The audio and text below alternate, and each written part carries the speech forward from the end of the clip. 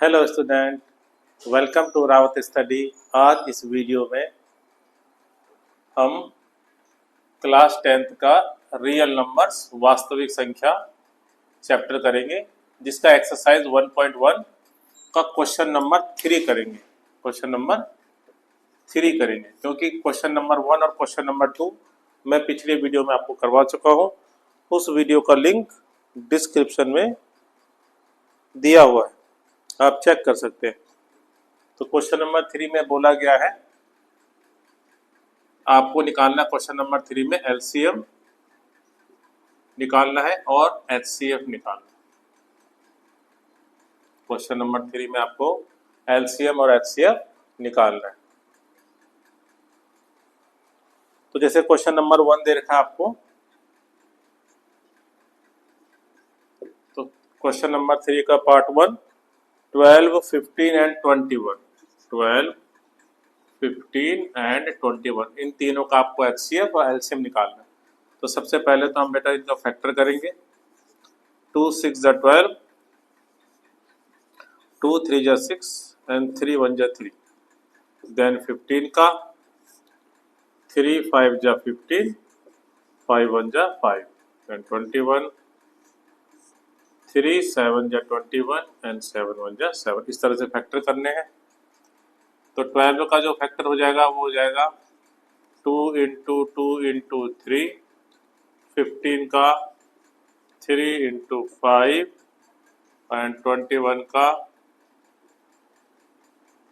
3 into 7। तो आपका HCF कैसे निकाला जाता है? जो तीनों में कॉमन आए वो आपका एचसीएफ हो गया, और एलसीएम निकालने के लिए आपको पहले एचसीएफ लिखना पड़ेगा और बाकी जो बच गया है जिस पे सर्कल नहीं लगा है उससे इंटू करना पड़ेगा। तो इन सबको इंटू करना है।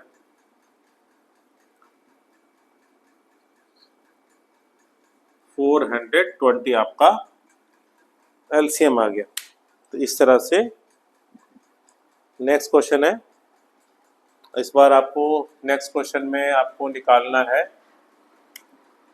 एलसीएम और एचसीएम निकालना है किसका? 17, 23 एंड 29। 17, 23 एंड 29 ये सेकंड पार्ट है। तो देखो 17 के जो फैक्टर होते हैं वो ये होते हैं। 17 का कोई फैक्टर होता नहीं है, फिर भी 17 1 जा 17। 23 का भी कोई फैक्टर नहीं है, 23 1 जा 23 एंड 29 भी एक प्रकार का प्राइम नंबर है, इसलिए 29 1 जा 29। तो आपका एचसीएफ क्या हो जाएगा? एचसीएफ हो जाएगा आपका बेटे 1। एचसीएफ जो हो जाएगा वो आपको हो जाएगा 1, और एलसीएम हो जाएगा आपका 17 मल्टीप्लाई 23 मल्टीप्लाई 29। तो इन तीनों को इंटू करते हैं बेटा। इंटू करने पे आपका आएगा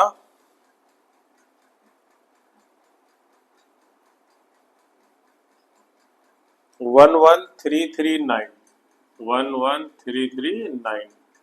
इस तरह से इसका एलसीएम निकले। जब भी कुछ भी कॉमन ना हो इन तीनों में तो बेटा 1 तो कॉमन होता ही है।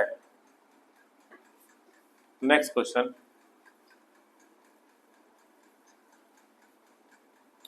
तो इसका जो थर्ड पार्ट है वो है 8 9 एंड 25। 8 9 एंड 25 ये इसका थर्ड पार्ट है। 8 के फैक्टर करेंगे तो बेटा 2 इंटू 2 इंटू 2। 9 के फैक्टर करेंगे तो 3 इंटू 3। 25 के फैक्टर करेंगे तो 5 इंटू 5। तो सबसे पहले हम निकालेंगे एचसीएफ। देखो इन तीनों में ऐसा कोई नंबर नहीं है जो कॉमन हो, तो इसलिए एचसीएफ हमेशा क्या होगा? 1 तो होगा ही होगा। एलसीएम, तो एलसीएम के लिए क्या करना है, क्योंकि इसमें एचसीएफ 1 आया तो यानी कि इन तीनों ही नंबर को आप जब भी एलसीएम निकालना है आपको, तो इन तीनों ही नंबर को क्या कर देंगे आप? इंटू कर देंगे। तो इनको इंटू करके आ जाएगा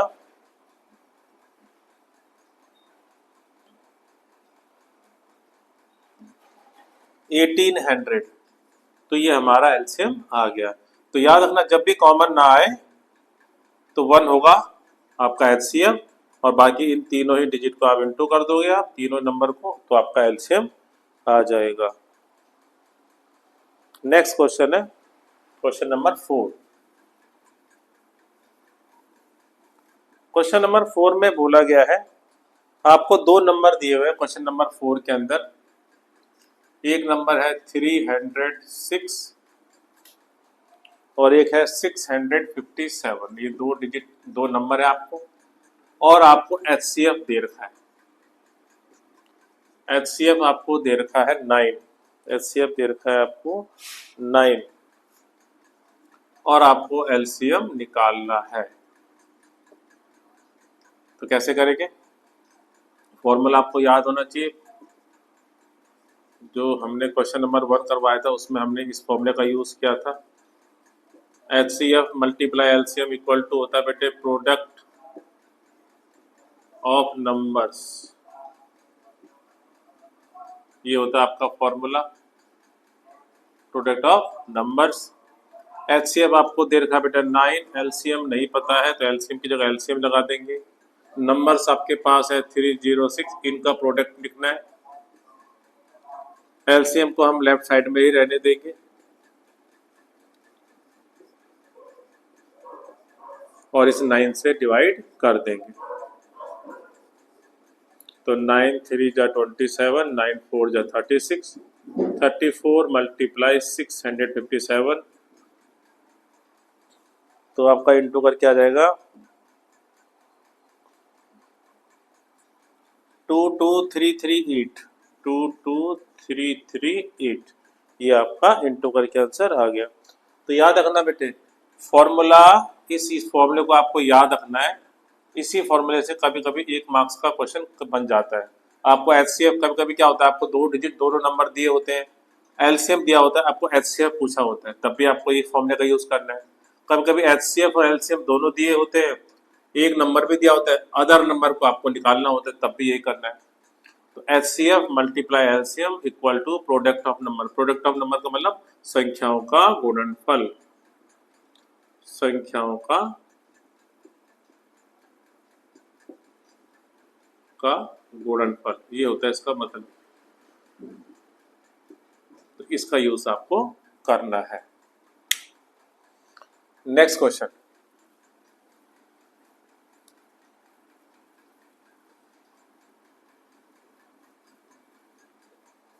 question number 5।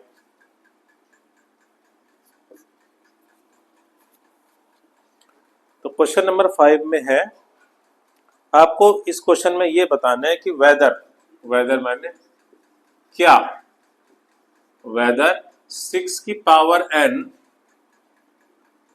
Can be and with 0। क्या ये 6 की पावर n जो ये नंबर है, क्या ये 0 पे एंड हो सकता है? इसका क्या मतलब, कहने का मतलब क्या है? जैसे मैंने यहाँ पर 70 लिखा बेटे, तो 70 में ये एंड नंबर क्या है, इसमें 0 है ना, तो ये 70 0 पे एंड हो रहा है। ऐसे ही 20 जो है ये 0 पे एंड हो रहा है। तो अगर मैं 70 के फैक्टर करना करूंगा तो क्या होगा, ये इसके फैक्टर हो गए। 20 के फैक्टर करूंगा तो क्या होगा, ये हो गए फैक्टर। तो जब भी एंड 0 से होता है तो याद रखना आपका कॉमन नंबर क्या निकलते हैं, मल्टी प्रोडक्ट क्या निकलते हैं कॉमन, 2 into 5, ये पक्का निकलेंगे 2 into 5। कोई भी नंबर अगर 0 पे एंड हो रहा है तो याद रखना उसके जो प्राइम फैक्टर होंगे उसमें 2 और 5 जरूर शामिल होगा। तो आप इसमें देखिए बेटा, 6 की पावर n है तो 2 into 3 की पावर n, तो क्या इसके अंदर 5 है? केवल 2 है, 5 नहीं है। तो क्योंकि सिंस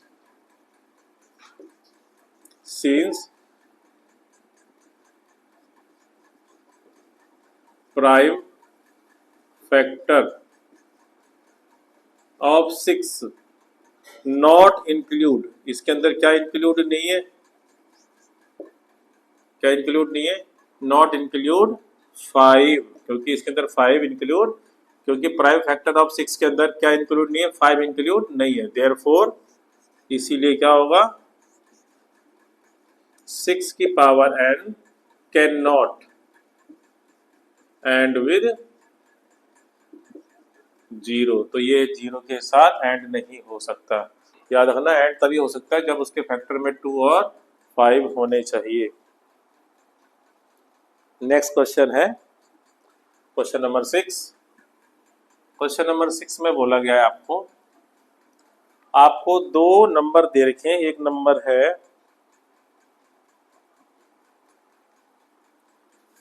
क्वेश्चन नंबर 6 में बोला है 7 मल्टीप्लाई 11 मल्टीप्लाई 13 प्लस 13, ये नंबर दे रखा है। और एक नंबर आपको दिया हुआ है 7 multiply 6 multiply 5 multiply 4 multiply 3 multiply 2 multiply 1 plus 5। और आपको ये पूछा गया कि क्या ये नंबर कंपोजिट है या नहीं है। आपको ये बताना है कि क्या ये नंबर कंपोजिट है। कंपोजिट का मतलब होता है भाज्य। क्या ये भाज्य संख्याएं है या नहीं है, ऐसे आपको पूछा है कि क्या ये कंपोजिट नंबर है या नहीं है। तो कंपोजिट नंबर होते क्या है बेटा? कंपोजिट नंबर जो होते हैं वो ऐसे नंबर होते हैं जो प्राइम नंबर को मल्टीप्लाई करके बनते हैं। जैसे देखो 2 एक प्राइम नंबर है, 3 एक प्राइम नंबर है, इन दोनों को मिलकर जो नंबर बना है वो आपका क्या हुआ? Composite number. तो प्राइम नंबर और प्राइम नंबर को इंटू करके क्या बना है? 6। तो अगर दो या दो से ज्यादा प्राइम नंबरों से कोई नंबर बनता है तो आप कहेंगे कि वो कंपोजिट नंबर है। तो ध्यान से देखिए बेटा, इन दोनों में देखो, इन दोनों में क्या कॉमन आ रहा है? इन दोनों में 13 कॉमन आ रहा है। तो अंदर क्या बचेगा?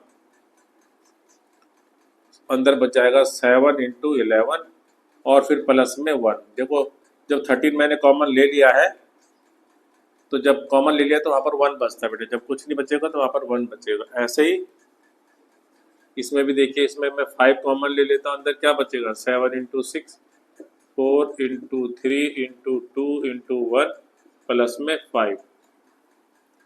तो ऐसे, तो ये 2 3 जा 6 हो गया। ऐसे देखो 7 इंटू 4, ये करके भी तो आपका जो नंबर बना ये भी कंपोजिट है। अब आप बोलोगे सर ये तो प्राइम नंबर नहीं है। तो बेटा 4 के भी प्राइम नंबर करेंगे तो 2 इंटू 2 बन जाएगा ना। तो असल में ये भी प्राइम नंबर, मतलब ये जो 4 है ये असल में कंपोजिट नंबर है, लेकिन ये भी किससे बना हुआ है? प्राइम नंबर से। तो यानी कि है तो 28 क्या? प्राइम नंबर का ही प्रोडक्ट है। तब आप ध्यान दीजिए बेटा, एक नंबर ये हो गया, ये है प्राइम नंबर। इसको और थोड़ा कर लेते हैं। 11 7 जा 77, 77 में 1 प्लस करूंगा तो 78 हुआ। एंड 5 मल्टीप्लाई, इनको इंटू करेंगे बेटा तो आपका कितना आ रहा है?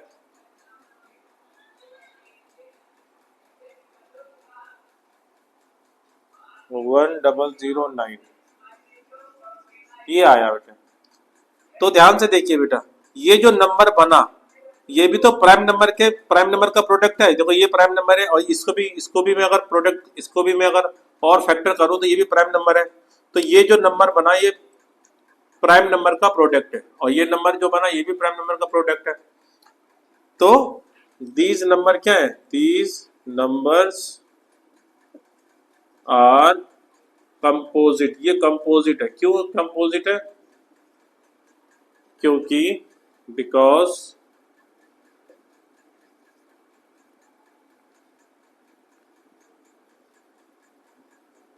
these numbers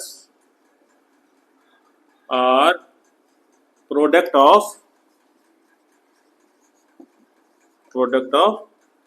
prime number. क्योंकि ये जो नंबर है वो क्या है?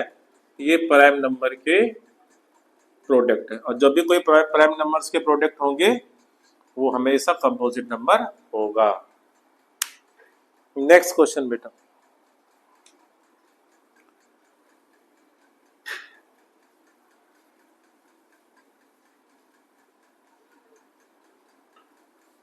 Question number 7। क्वेश्चन नंबर 7 में बोला गया बेटे, दो स्टूडेंट्स है, दो बच्चे हैं और वो सर्कुलर पाथ पे चक्कर लगा रहे। एक फील्ड है जिसमें एक सर्कुलर पाथ बना हुआ है, ऐसे बना हुआ है, और ये स्टार्टिंग पॉइंट है समझ लो। तो यहाँ से ये लोग चक्कर लगा रहे हैं, राउंड लगा रहे हैं, रिवॉल्व कर रहे हैं इसके ऊपर, इसके चारों तरफ। तो एक बच्चा है सोनिया। तो जो सोनिया है वो इस राउंड को लगाने में लेती है 18 मिनट, 18 मिनट लगते हैं इसको एक पूरा एक चक्कर लगाने में, जबकि एक रवि नाम का लड़का है वो 12 मिनट में इसको पूरा करता है। ठीक है, अब दोनों ने एक साथ स्टार्ट किया इसको, तो क्वेश्चन में बोला है कि जब दोनों ने एक साथ स्टार्ट किया तो दोबारा वो दोनों के दोनों स्टार्टिंग पॉइंट पे दोबारा कब मिलेंगे। तो जब भी इस तरह का क्वेश्चन आएगा तो आपको हमेशा याद रखना, आपको निकालना बेटा इनका एलसीएम। एलसीएम नॉर्मल जैसे निकालते वैसे निकाल देना आपको। 2 9 जा 18, 2 6 जा 12, 3 3 जा 9, 3 2 जा 6, 3 1 जा 3, 2 का 2, तो ये आपका आ गया एलसीएम। तो एलसीएम कैसे निकला आपका एलसीएम, तो आपको लिखना है क्या है इसमें कि दे विल मीट,